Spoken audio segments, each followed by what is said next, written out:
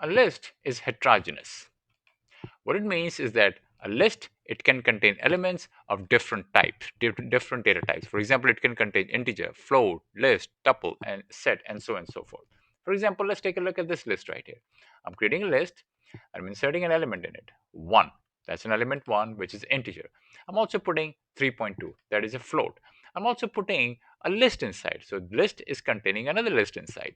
And this list has integer, and a string over here.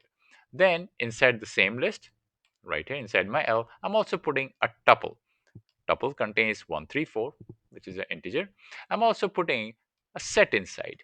So you can see that it has an integer, it has a float, it has a list, it has, I can put all the stuff over there. I can even put another boolean. I can put like true over there, true, and that's going to work just fine. So if I run this, it's going to print out my list over here. All right.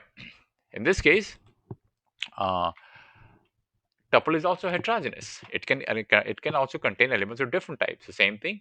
In this case, my tuple started with a round bracket, ending with a round bracket. It contains an integer, contains a float, contains a list, okay, contains a tuple, and also contains a set. And let's put a little boolean in there. Just throw a boolean in the mix. True. And when I run this, it's gonna print out your tuple right there. This is exactly the same tuple right here.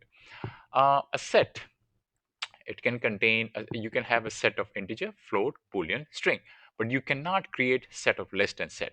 For example, in this case, I'm creating a set that has an integer, it has a float, it has a boolean, it has a string, it also has another string, and two boolean values. When I run this, it prints out everything fine. Now if you notice, the order is not printed out. Another thing you notice that your true, there are two true values and one of them is gone because set does not allow duplicates. By the way, you cannot have set of list and set. So if I run this, it's gonna throw an error. And there you go, an error, because this is a list. The set does not allow set of list, or it does not allow set of set either.